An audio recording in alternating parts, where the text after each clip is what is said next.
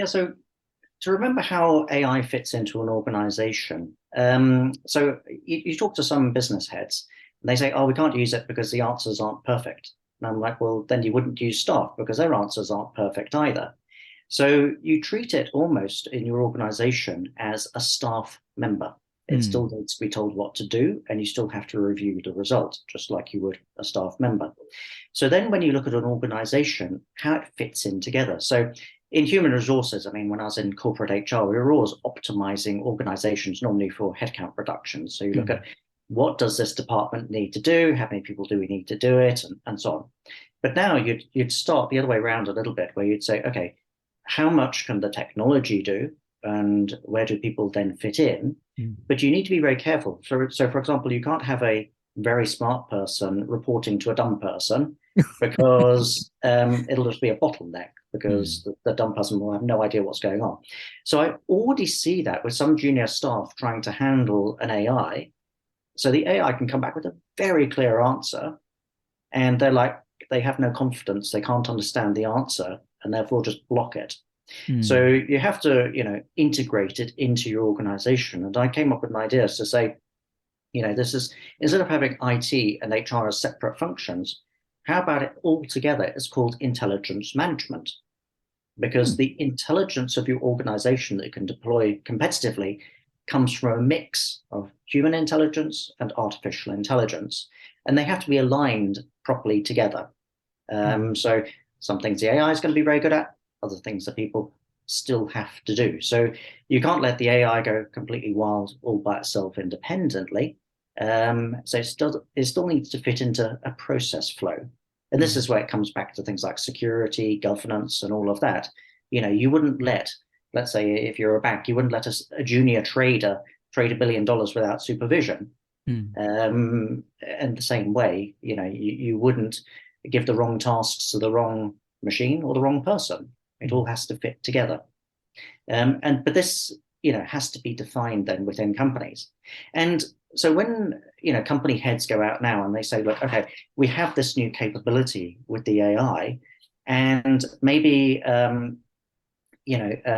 suddenly a lot of the tasks that people used to do would be taken over by an AI. That's an incredibly hard sell then, because Yeah. everybody's like, oh, I'm going to lose my job. And the boss is like, I don't want to deliver this message either. But I say, well, turn this one around. What about if you said, as an organization, as a company, what is our wildest ambition, our most amazing stretch goals, right? Mm. What are those? And then with the existing staff added on with an AI, how do we achieve that? So you Ah. turn it around that way, Mm. and then suddenly everyone's got the buy-in. It's no longer a Mm. scary, nasty thing where Yeah. you're going to have some very awkward conversation with a bunch of people. It's like, Mm. okay, how can I go and kill my competitors with this before they do it to me? Um, so it's how you look at it, and of course, then you'd have GDP growth and everything coming off it, jobs being created. So is it a glass half full, glass half empty approach to how you see it?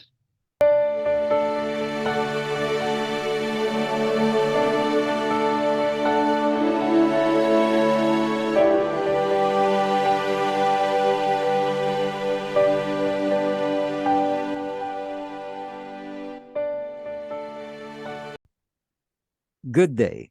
Welcome to the Leader's Edge. And today is season 12, episode 2. And the topic of our panel discussion today is AI, or what is known as artificial intelligence, transforming work and humanity. Our guests for today are Colin Blackwell. He is the CEO and founder at Enablecode, head of the HR group at World Bank Vietnam Business Forum. We also have Pags Corpuz.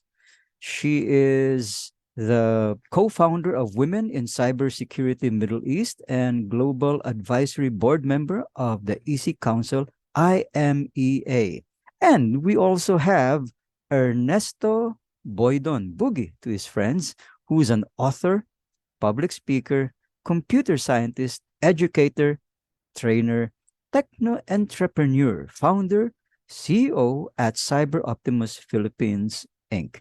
And so this afternoon, as we proceed with our discussions, I'd like to throw the first question over to Boogie, so that he could answer for us something that has been perplexing so many people, like Ernie or Boogie, sorry. What's the difference between artificial intelligence and augmented intelligence? Maybe we can start from there.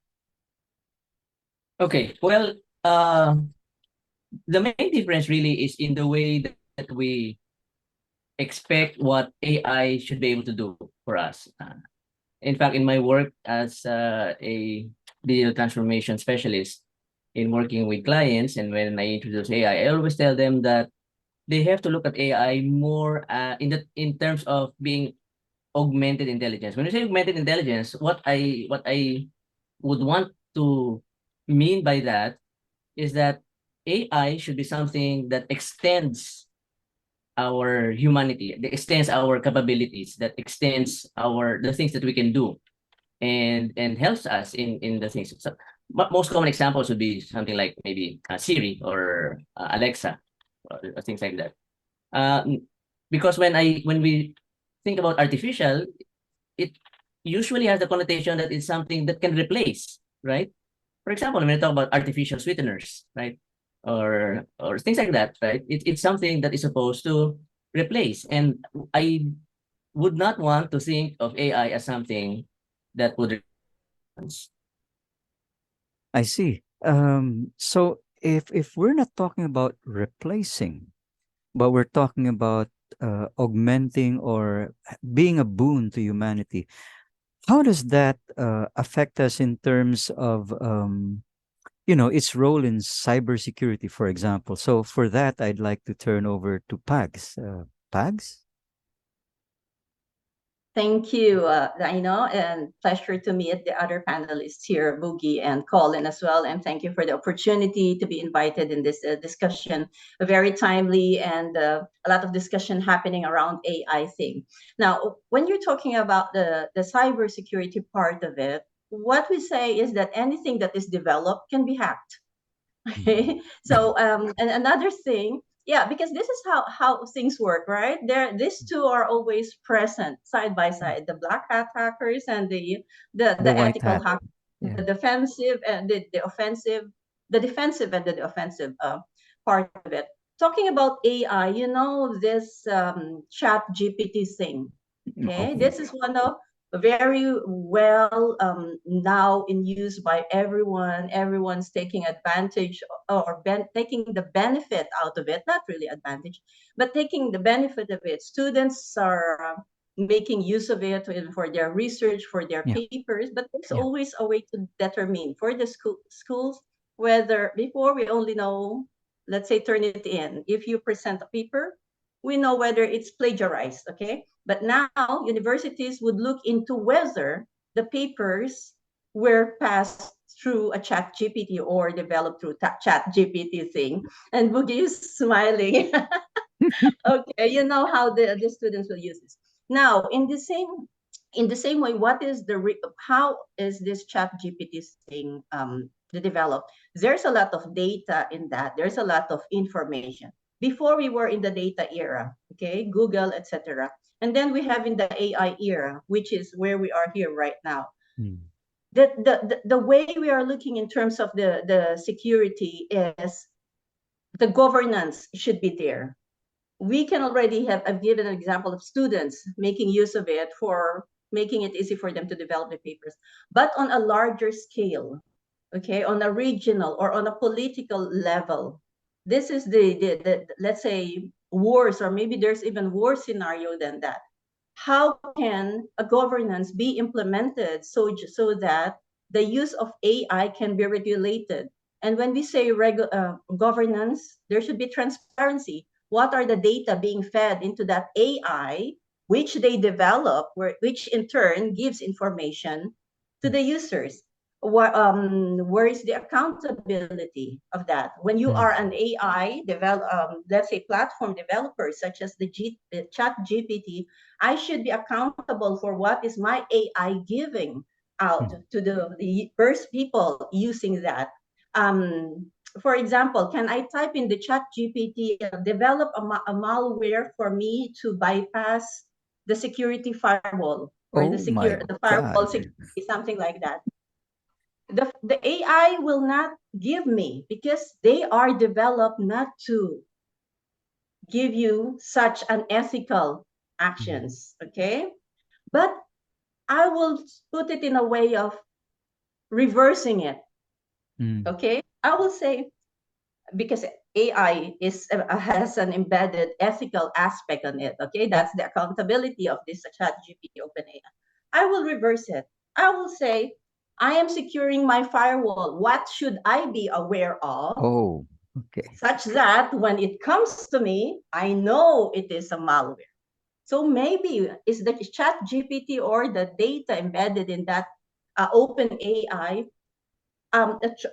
trained to determine that I am actually just tweaking it, because I'm expecting, oh, Irene, user, watch out for these codes, Yeah. because this can bypass your security protocol. So these things are what I'm saying when it comes to the security of the AI thing. And there's a lot of other things that we can discuss, Mm. but I will let So the others, what Colin as I'm well, and Boogie as well. Yeah, thank you so much, Pag. So what I'm getting from you, therefore, is that it's sometimes not enough to have, say, the ethical algorithm embedded into AI, because sometimes if you ask the question the right way, you would be able to access the data that you need anyway. So given that AI is really a lot like a Pandora's box, could be for good, could be for bad, depending on who's using it and why. Uh, I'd like to find out how are our jobs changing, and how should talents and business owners be reacting to this? Because I'm sure there is a lot of reaction. So I'd like to ask Colin what he thinks about what's going on globally. Yeah, so there's a couple of responses to it. Obviously, it's new for everybody, and everybody Mm. has to learn. And the way, let's say, the United Nations systems looks at it is through the Global Digital Compact. So this is a series of consultations. I'm going to the one just coming up in India, which will look at especially at how AI can be used responsibly to help the less advantaged people in the world. So it can turn, not just, let's say, accessibility for people with disabilities, but it could be, let's say, a developing country suddenly accelerating its e-government capabilities. So there are loads of different ways. So that's the way it would be looked at globally, and that would go into the convention and then international law, to where governments can help protect people. But then when it comes to companies, it's new for everybody. So who can say they're an expert in this, really, because it's only been around? I mean, the technology's been developed for many years, but it's only really kind of hit the mainstream very recently. And one of the most honest approaches I've seen here in Vietnam, by the way, I'm not Vietnamese, but I've lived here a very long time. Yeah. So I've seen CEOs, they just basically say to their staff, they don't know exactly what's going to happen. Can all of their staff go and play with it and come back with some honest opinions about what is possible? And then you just keep on applying it practically to, day-to-day work situations. And then you see kind of what the implications are. So, in the office next to me is a data science company who uses AI already. But using, let's say, ChatGPT, I kind of showed them how to do that. And then they got a request in from a multinational company for some very complex financial analytics software. And, I think the company in Europe was expecting to pay a fortune and wait months for the reply. But we put it into the AI, and with one tweak, the AI misunderstood the first step, but, that took 2 minutes to fix from someone who knew what they were doing. The AI gave the answer. So then what do you tell the client? So the client was expecting, to pay a couple of $100,000 for it, and you've just suddenly got the result. Now, what do you tell them? Do you kind of like say, oh, yeah, I'll bid for that and, give it to you in a month's time? Or do you just be honest and say, oh, don't be silly. Here's a link to the answer. What do you do? Because anyone who's then being paid on a time basis that suddenly loses a lot of meaning. Do you say it would have taken me that long in the past, so there's the value of the work? So it's everybody's feeling their way through this, but a lot of the kind of the boring, repetitive tasks are going to be passed over to the AI. People will lose jobs. People who, the same people who couldn't use a spell check before aren't going to use ChatGPT to generate text, and they're going to be in even more trouble now. So the people who couldn't do a Google search before aren't going to ask an AI. So there's a widening. So, it may be a bit extreme to say, but, people will either be turned unemployed or into superhumans in their kind of productivity at work. It does kind of divide people a little bit further. But within that, there's loads of opportunity because, coding before was something that would take a long time to learn. Now, prompting, I mean, people talk about prompt engineering. Okay, there are a couple of tricks to it, but the AI is improving so fast. It's basically just talking. So like talking like we are now. Can I put a plaque up on my wall saying, "Oh, I'm really good at, like talking"? I mean, it looks stupid, right? The barrier to entry on this for a smart person anywhere in the world could suddenly have the opportunity. And this is what I've been looking at before, people with disabilities in emerging countries, they didn't have the chance to go to university or whatever, but suddenly they can jump ahead of the whole queue just by trying. So it's a big risk. And of course, wherever there's a difficulty, the most vulnerable people tend to be most adversely affected. But there's a silver lining.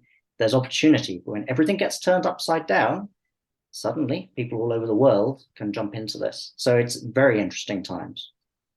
It certainly is, Colin. I recall the early days of SAP and how some people were hesitant to embrace that. But HR fell in love with it because it helped them get free from the mundane admin tasks that they had to do. So anybody who needed to find out if they still had some SL or VL left, all they had to do was text and they'd get an answer instantaneously. But today, we have AI that might go even further than that. And I'm with you because it helps us do our job better. Like for example, something that I read and watched recently talked about how AI is doing the sifting through all of the job applications, the resumes that it's receiving, and it shortlists the top candidates. And some people are reacting to that because they're saying, how do we make sure that the AI is inclusive? How do we make sure that the AI is fair?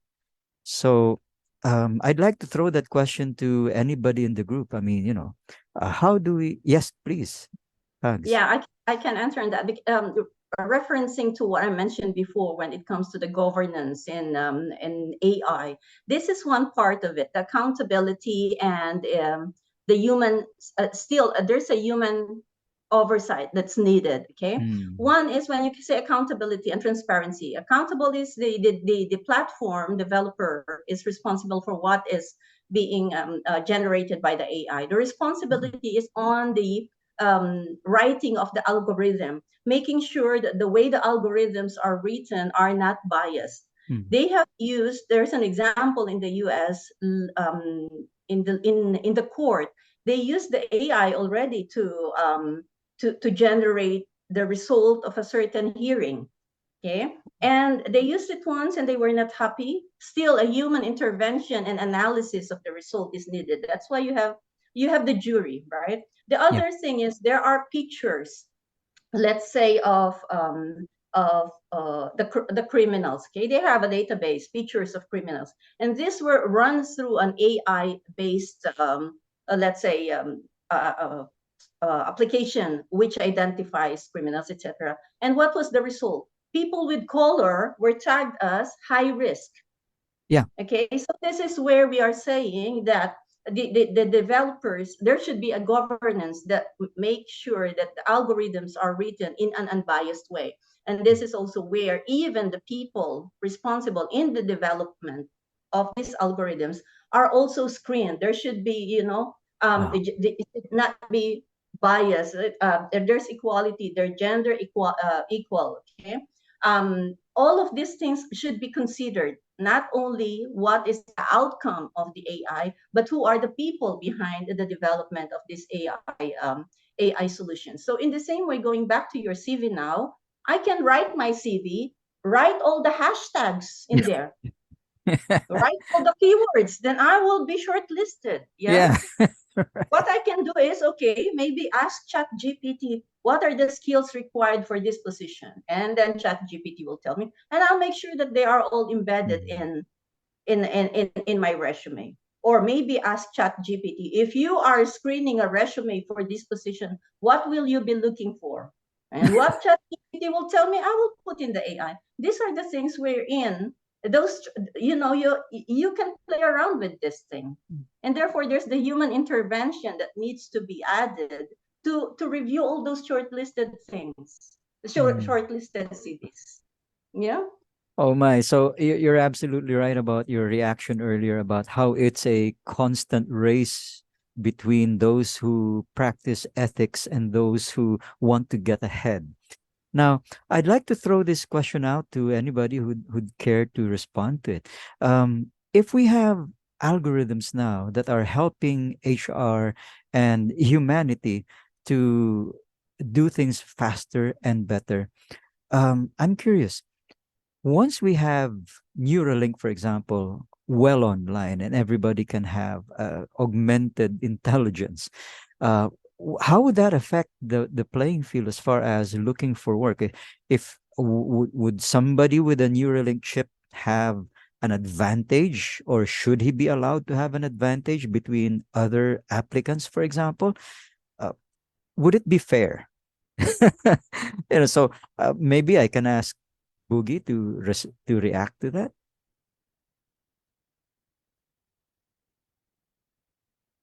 Oh, okay. Yeah, I was on mute. Yeah. First of all, before I answer that, I'd like to add something to what Pags mentioned, and I agree with her. Because a few days back, I did a chat with ChatGPT, and I asked. Oh, I was about to say I asked him. Sorry, I asked it. Yeah. How were you trained? Okay, and from the answer, it's basic AI also, no? And that's where it's coming from. When you train an AI, there are two things important there: the rules and the data. Okay, but they learn. That's a difference. So that when you feed them, the more data you feed them, they get to learn. But even if they get better at what they are doing, they are still bound by some basic rules. And I think that's what Sparks was saying. Now, going back to what you were asking, Neuralink, when you, well, I'm somehow divided in that, no? Because as I've said, it's about augmented intelligence. But when I said augmented intelligence, I was thinking more of something that's external to me as a human. But with Neuralink, it's now if I got it right, I think Neuralink you're referring to the one where you put a chip. Yeah. Oh. And I'm not too sure how I would react to that, whether it's ethical or it would be good to extend the basic capability of human being by putting something foreign into the brain. So I guess. So I suppose for now that's still something far ahead into the future, and we shouldn't really be too concerned about it at the moment. Now I'd like to turn to Colin, because Colin brought up a very positive look at how AI could help people make their jobs easier, like product development or writing things could be done almost instantaneously, freeing us up to be more creative and do other things. So I'm wondering, Colin, how would the future look like in terms of retooling if say poems can now be written by AI, even art can now be produced by AI? How would the vast majority of our talents today have to adjust? Or is it possible for us to adjust at all? Yeah, so to remember how AI fits into an organization. So you talk to some business heads, and they say, oh, we can't use it because the answers aren't perfect. And I'm like, well, then you wouldn't use staff because their answers aren't perfect either. So you treat it almost in your organization as a staff member. It still needs to be told what to do, and you still have to review the result, just like you would a staff member. So then when you look at an organization, how it fits in together. So in human resources, I mean, when I was in corporate HR, we were always optimizing organizations normally for headcount reduction. So you look at what does this department need to do? How many people do we need to do it? And so on.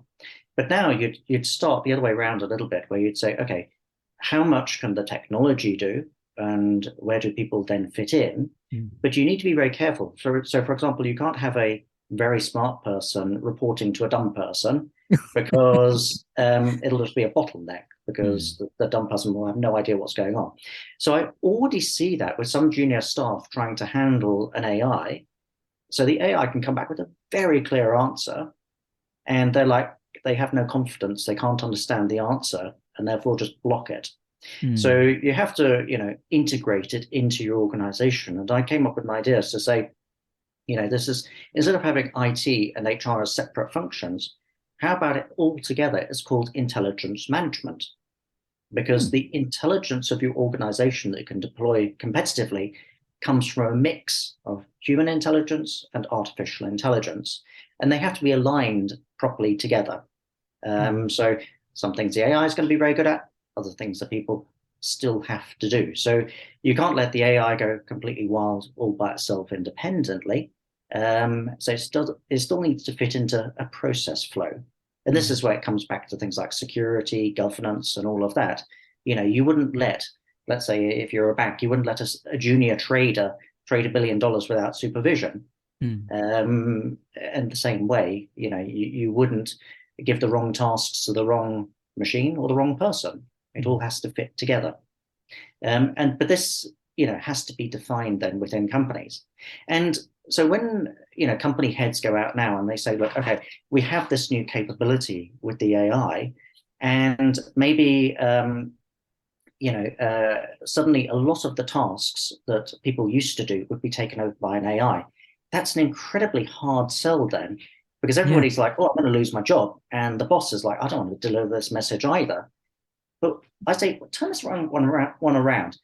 What about if you said, as an organization, as a company, what is our wildest ambition, our most amazing stretch goals, right? What are those? And then with the existing staff added on with an AI, how do we achieve that? So you turn it around that way, and then suddenly everyone's got the buy-in. It's no longer a scary, nasty thing where you're going to have some very awkward conversation with a bunch of people. It's like, okay, how can I go and kill my competitors with this before they do it to me? So it's how you look at it. And of course, then you'd have GDP growth and everything coming off it, jobs being created. So is it a glass half full, glass half empty approach to how you see it? So what I'm getting from go ahead, Pugs. Yes. Sorry, Dan. This is very interesting information from Colin, and I'd like to add something on that as well. It also looks at how organizations will upskill and reskill their resources, so as that they will not be threatened that the use of the AI will make their work obsolete. One example is mentioned. Even if you put the CVs in the review of the AI, you still need to look at it, because now I hope I'm not sending a wrong message to your listeners here by saying how they can be shortlisted when they submit their CVs, huh? But I mean, okay, but I mean, people are also leveling up on the level of AI. To me, I'm thinking this way, and how I can bypass or use the AI and tweak it in a way that would benefit me more. Okay, what about the organizations? They need to upskill and reskill. Let's talk about, let's say for Colin, you have an IT department, security department. It's not for me anymore to simply make an awareness of people. Don't click on that link because it could be a phishing email. And there are specific rules that identify an email if they are phishing. Number one, it indicates an urgency to action. Number two, the grammar is wrong. Okay. Number three, some things like this. they're already filtered. That's why this anti-phishing software, they are able to identify that this email looks like a phishing email. But now, using the email in a bad, in an adversary hat, I will say AI to develop me a very nice phishing email that will not be determined as something. Okay. Now, for you, now, Colin, how will you upgrade my skill in term of as a security individual? It's no longer my regular awareness will no longer work, but rather look at what are the new technology that we can look into that will be leveling up on this type of action that AI is doing. You know, it's still always the black hat and the white hat thing playing side by side always. So I mentioned anything that is developed can be hacked, and anything that can be hacked should always be defended. Yeah. And just another note as well. Okay. In the World Economic Forum, they mentioned that the cyber threat landscape would be heavier in the next 2 years, more on geopolitical aspect. No, if you also know in China, Google, Facebook, Twitter, LinkedIn, Instagram, they are all blocked, right? In Russia as well, Twitter is blocked, and the limited Telegram was blocked because they are not given by the Telegram an access to access the messages because it's heavily encrypted. So given that there are all of this development now in AI, and given these countries who have the capability to block all the other social media and develop their own, there is also this the capability or possibility that they will use AI, okay, in their own way. Yeah. So this is just another thought about it, actually. Those are very, very powerful thoughts because if you look at the applications of it in so many different parts of our life, um, in say, for example, law enforcement, as you pointed out, because in some countries, they use it to monitor people's behavior and assign a particular point system depending on how you behave. um, Other places now, I think even here in the Philippines, we're having the SIM Registration Act, which if you apply AI to that, will pretty much know where you are every hour on the hour. And so say goodbye to privacy. But then, looking at what Colin was saying and how this will benefit business owners and that people just need to change their mindset, this will also ensure that people who are invested in their company and really put a lot of capital in it will know for sure that their people are in the office or doing their jobs instead of being somewhere else they're not supposed to be. So, uh, but Colin, I'm with you because I know that there is this car company who used AI and a 3D printer to essentially shorten the development phase of a new car, and they came up with an AI designed car where it used neither too much material or too less material, made it extremely lightweight, and it's already being sold. So in my mind, I'm with you when you said it's really how we use the mindset so that people will not be afraid of it, but embrace it to zoom ahead of the competition. Um, I'd like to hear more from you about or Boogie about how do we as people learn to benefit from it without getting to paranoid about what might happen. Just to add first, you mentioned that you'd want to check are people in the office, but one of the effects actually is human intelligence skills when you're backed up with an AI doing all of the boring stuff, is its quality, not quantity. So in the past, when, in my career, when I had to do loads and loads of process tasks in HR, I no longer have to do those. So you can, with remote working as well, you can be pretty much anywhere. So it doesn't matter if you're in the office or not, or where you are. Are you producing the human intelligence, the empathy, the problem solving, the whatever has a value? in the right way. So it's no longer 9 to 5. That also changes. Some examples of this. I had some people actually, because my company does some work with AI, and I started negotiating with some of these people about hourly rates, and they were like, well, they're trying to crack problems which could take them 5 minutes. But so it's not time-based, and they have to think up an answer. And when they think of the answer, if they're in the shower or something, do they have to tell me they had the idea in the shower and mark that down on a timesheet? Because it's no longer the same. That you have to be in the office or anything. So that no longer needs checking either, because it's either the person has a solution or they don't, and that solution has a value to me. I'll pay it for it. In other words, output-based instead of time-based. If people can deliver their deliverables sooner, then so be it. And they get paid on that basis.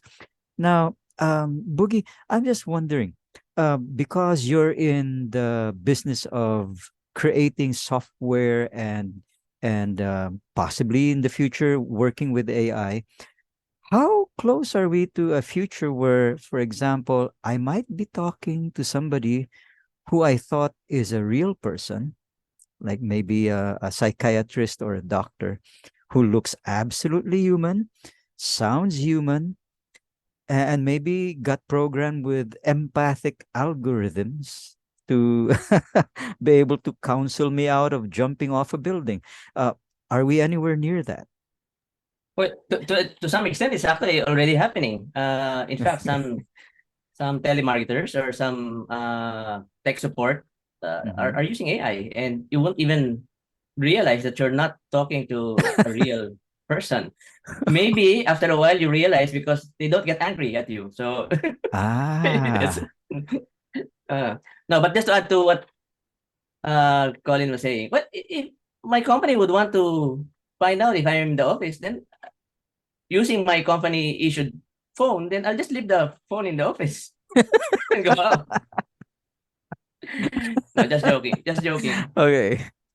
Well, you were asking earlier about how do you address that apprehension, and actually, aside from doing software and recommending technology to companies, my main work right now is really in digital transformation, because I have created this digital transformation framework and I apply it to companies. And I do a diagnostics, find out where they are, and then I recommend what technologies they can harness to improve. But when I talk to the people in the company, I assuage their fears first, one, with the thing about what I said about augmented intelligence, right? Because I tell them that, artificial intelligence is not supposed to replace you. It's supposed to enhance you in the work that you do. Okay, that's one. The second is, I realized that when we do the workshops, when I do the workshops, especially with the people, the rank and file people, when they look at the problem, and then I ask them, oh, what do you suggest we do? Most of these people would suggest, well, we wanted to add manpower. It's always manpower. It's always manpower. Okay. But I keep on telling them, wait, we're talking about digital transformation. So what we will want to see is that you can do maybe twice as much as you are able to do now, but without necessarily adding additional manpower. And then to the owners, I tell them, okay, so this is the value of AI, not AI, of digital transformation for you, that we can harness the power of technology and you can expand and grow your business without necessarily having to add more people. Maybe before, when you're thinking, if I expand, I would have to add 10 people. But now with technology, with what we've realized, that doing the diagnostics and the workshops, well, maybe you just need to add 2 people, and you can still do the same expansion that you've planned. Okay, but now with the aid of technology, or maybe with AI. Another thing that I also tell them is, my view of digital transformation is this: it's really to help empower the people to gain back their life. Okay, because there are some companies where the culture is so, it's so what's this? People are so overburdened already, and they feel that they don't even have a life anymore because they spend so much time in the office, doing overtime, working late at nights, right? Okay. But then I tell them, that's where digital transformation should be most effective. Mhm. If we can find technology, upskill these people to be able to use the technology, equip them, enable them, and eventually empower them, then they could be more productive and they can go home early, have dinner with their family, and it invigorates the company culture at the same time. So that's how I approach it, and that's how I convince both the people down below and the top management on how to embrace technology. Mm. Yes, Can Pags. I add, yeah, can I add something on that? Very, very informative thought, Boogie, in terms of the well-being and life balance, no, brought by the digital transformation. And this is maybe another thing wherein HR can come in. Okay, not to cut the resources, but looking at the benefits of this digital transformation to increase the awareness of the importance of well-being for its employees, especially when COVID started. What do you call this? The people became aware that well-being is very important. They thought, okay, you're at home, you're with your family during the COVID, so this should be fine. But no, there's still something psychological being locked in there during the COVID, and then this digital transformation thing. Now, the HR's role then is to, if I may speak on some of the initiatives here in the UAE, look at what are the new skills and competencies required by this technology, develop a new job description, and see what are the capabilities of your resources right now. Therefore, you have the identified gap. And here comes the training and development team. Draw a roadmap on how to upscale and reskill your resources so that you don't need to hire new resources who will be more expensive. You won't feel guilty cutting off or laying off resources, but at the same time, you still develop the loyalty of the people in your organization, which somehow become a part of a family, not as an organization. No? So this is some thoughts as well. And thank you so much, Pags. The vibe I'm getting from everybody is that we really shouldn't be too apprehensive, because what AI appears to have a lot of potential of doing is to turn all of us into people who will become visionaries.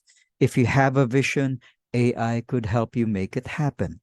And I'm just with Colin here that we hope that this capacity, this ability to make your dreams come true trickles down to those who are less fortunate. And that's why I do look forward to the success of your conference in Delhi. Hope that really works out, because the vast majority of people today still haven't embraced technology to the extent that it can make their work easier, or that they can move from the mundane to the magnificent. So as we yeah, Pags. Can I just say something else? I'm sorry, because there's this really a very interesting discussion having Boogie here and Yes. Colin as well, and all of these initiatives trying to make access to this technology and knowledge across everyone. No, Mm-mm. the SDG, the Sustainable Development Goals, and one of these Yeah. SDGs is the education. I think SDG 4. Part of the outcome of Colin's initiative here would be to reach this technology to every part, the countries who have less access to the internet, because education and knowledge is now becoming more accessible and free. Mm. So it is very important that at least even with the presence of internet on these remote areas, people will get educated, even not in the same level as the developed countries. At least the knowledge and awareness is increasing. And this is one response to the SDG number 4. And looking forward, maybe, the technology now before it takes what call this 5 years or 10 years to develop new technology. Now it's becoming closer and closer, faster and faster, and we have to go after that as well in a very quick phase to adapt to that. We had the data era, we now are in the AI era. The Gartner hype It is now in the hype, and then eventually it will die down.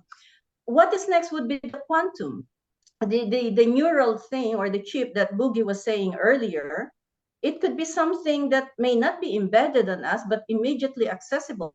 Neural is the quantum now is not about one and zeros anymore. Before it's either 0 or 1 in the computer, but now it's qubits. It's like a lot of processing, multiple processing all at the same time. It doesn't need the stoplight anymore for you to proceed or for to stop, etc. Now, and Boogie is okay, agree on this. I think Boogie, you know the direction of this, definitely, of the quantum computing, I mean. Yeah. And if Dino, if I may just add also something. Yes, Actually, please. that's exactly what I'm doing now. No? In the work that I do in digital transformation, one of the things that I realized was that technology has advanced so fast, right? I have over 35 years of experience in IT, and I saw how difficult it was during the early days. But technology has improved so much in the years. But the problem, when I look at it, is that on the other side, on the user side, the rate of acceptance and adoption has still been practically the same, right? There's still that resistance, there is always that apprehension, and that's what I'm trying to solve. That part of the equation of digital transformation. It's not the technology anymore, because technology has improved a lot, especially with AI and all of these developments. But how about the user side? Okay. Now, one of the researchers I'm doing now is I looked at some of the models. There's this technology readiness index by Dr. Parasuraiman of Indonesia. And then there is the technology acceptance model. But what I'm trying to figure out is, okay, in a company, I'm designing this assessment thing where I classify the readiness and the preparedness of the employees across 6 stages of maturity. It's similar to the digital maturity model that I also created, because I was telling them when I'm asked, why is it that some of our employees do not want, that's what they say, do not want to embrace technology. And I tell, maybe it's not that they do not want, it's just that they are afraid or that they just don't know how. But if we figure out where they are in the spectrum of readiness, and I define 6 stages, it's apprehensive, experimenting, and then confident. Okay, that's the first part. And then they become innovating, competent, and then proficient. And so I call that a confidence to competence journey. And so I turn to their training and development. Oh, you assess your people, and when you find out where they are, then you create modules, training modules to address them where they are in their journey. And I think that will ease the problem of that, that embracing technology thing. Yes, Colin. Yeah, so I mean, when you're dealing with adults and transformation, that's one thing. But a lot of the developmental skills that are needed are for what's now classed as these human intelligence skills, like empathy. They can all go together under the umbrella of common sense, but common sense isn't common. So we've done quite a lot of work with the United Nations Children's Fund on this, and also under the World Bank, the Solutions for Youth Employment group, where someone's employability is actually largely determined by these childhood development skills, these common sense skills. It's what defines us separately as a human intelligence rather than an artificial one. And these are typically learned up to around the age of 6. And so if someone hasn't got it by then, it's quite difficult for them later to adjust to it. It's not impossible, but it's difficult. So, advice to governments then is actually put more money into early years education and less into universities, which have a questionable business model now with AI around. And when it comes to common sense, you'd be surprised sometimes at what someone's missing. So you see something very obvious to you, they should use the technology to keep their job, but they won't do it. It's a common sense thing. So it's often contextual. So an example, an average young person will spend a lot of time on, let's say, social media, presenting the best version of themselves. And they're very diligent in how they do it. And that's actually demonstrating a lot of skills around, the presentation skills, around communication, psychology, things like that. Now, you could ask that same person to do you a presentation for your company, and they'll completely mess it up. Because they didn't have the empathy, they didn't understand the question, they just didn't get why this was important. But then, I mean, one thing I would do is I'd click onto their social media pictures, and I say, okay, that photo you took, it's absolutely balanced, you're at the center of the picture, the colors are all coordinated, because that represents you. This presentation represents me, and I don't want to look bad. So can you make my presentation look like your social media profile? So it's contextual. They had that common sense in one context, but not in the other. So it gets quite complex then how you do teach adults these human skills, because you mentioned this to a lot of HR people, and they're like, well, we're dealing with a bunch of people here. How can they not have people skills or human skills? Or what else can a human have?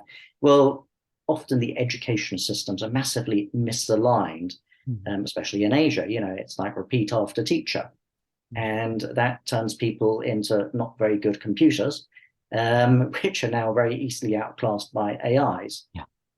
So how do you get that humanity back in? So I think, as a comment earlier, it actually requires us to become more human now that we have, competition from artificial intelligence. So this is an area that governments, the education sector, companies, they all have to address. And again, it's a new topic, who's got the right answer to it.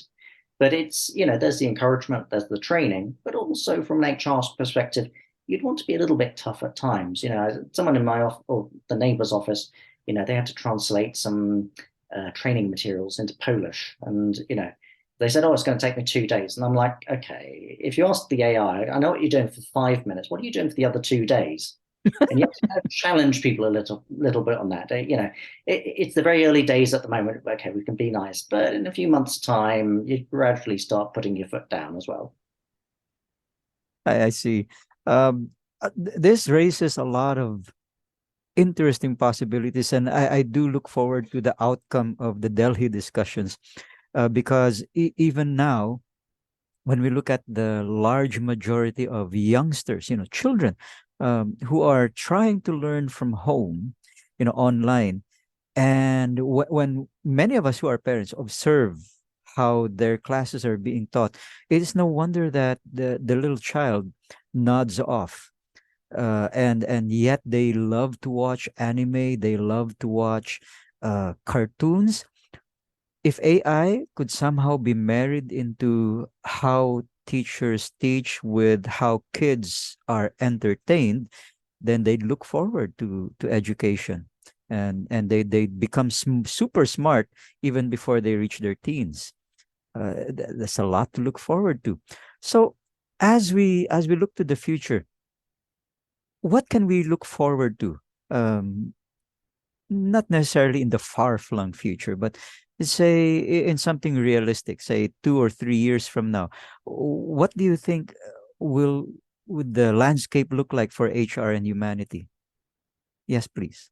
Just one thing. And so when dealing with technology and all the things happening so fast, very often, these big companies are explaining things to me in terms of science fiction. So they give the example of like, oh, in this science fiction story, something was happening. And so science fiction is very quickly becoming true. Because our reference point to understand a lot of these is the old science fiction stories, because we're now actually confronting these issues.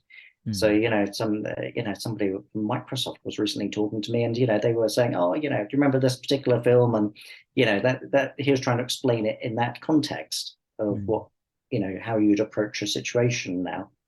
So, it's all happening exponentially fast. Yeah. So you mentioned earlier, for example, SAP. I was at one of their conferences probably 3-4 years ago, and they were saying, "Oh, our ambition is that you could talk to your accounting system."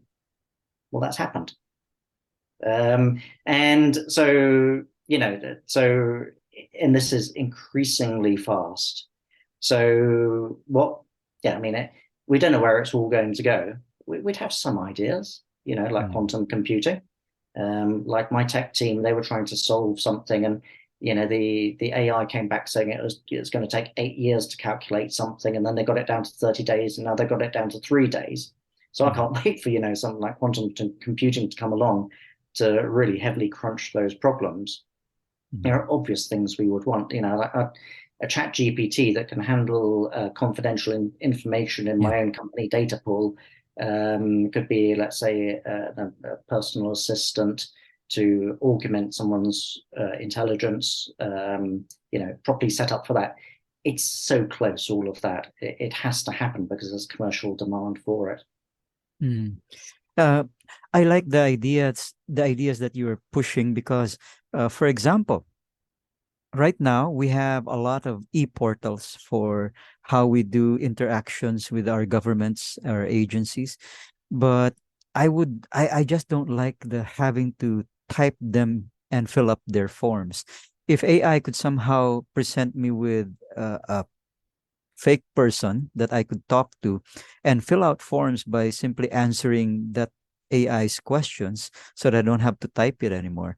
That would make having to go wade through all of the red tape so much easier. Yeah, but even simpler, the AI would know all of that information already and just fill the Yeah. form in for you. That's true. So thank you for that very encouraging message, Colin.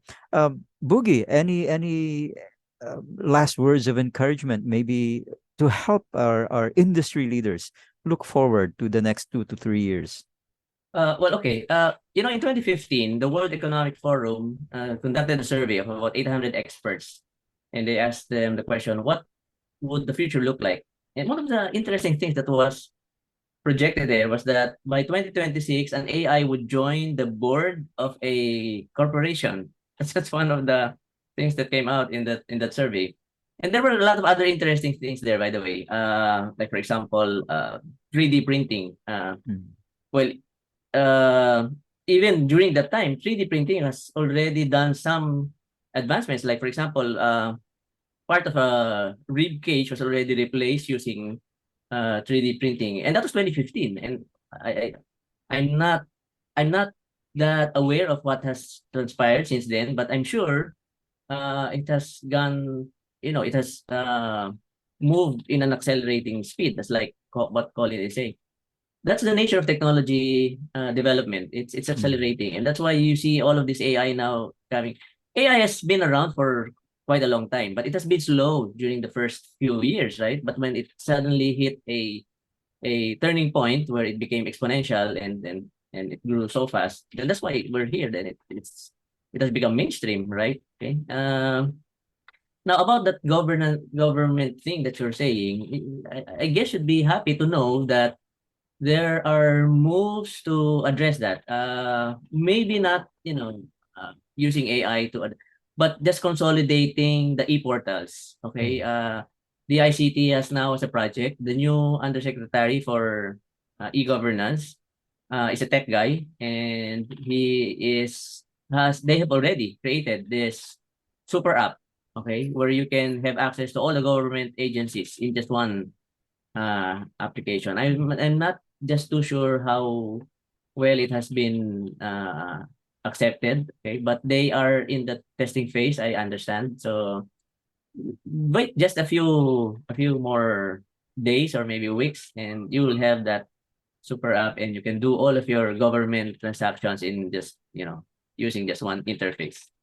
Oh, that would be fantastic. No more long lines at the DFA to renew a passport, or no need to go to a mall anymore. But here I am wondering how say cybersecurity could make sure that that app and those portals stay safe. So, any thoughts, Pags, for the next 2 to 3 years? Yeah, again, with the accelerated phase of the technology, like what Boogie mentioned, on the cybersecurity perspective, it has to be embedded in the culture of those developers. That the security of the application should be on top of it. There's what Mm. we call the secure development protocol, and there are necessary tools and controls to make sure that those levels of security are embedded at the onset of developing or Mm. writing the codes. No? In terms of other things that I look forward to is still I'm emphasizing on, or the key area for me that I wish to be addressed is on the government level, really government level, not only on the security of the information, which is also important on a personal level, but on economical and political aspect, the governance and transparency mandated by the government to developers of the AI platforms should be there so that there will be accountability. And the AI is developed for the benefit, okay, of benefit of the humanity, not on the destructive part of it. And again, if good things or something powerful like the AI gets into the hands of wrong people, what could the impact could be. So those things, the governance, the accountability, the data governance as well, unbiased thing, and still leaving a human touch of it, that would somehow, make me feel comfortable about the direction of the AI.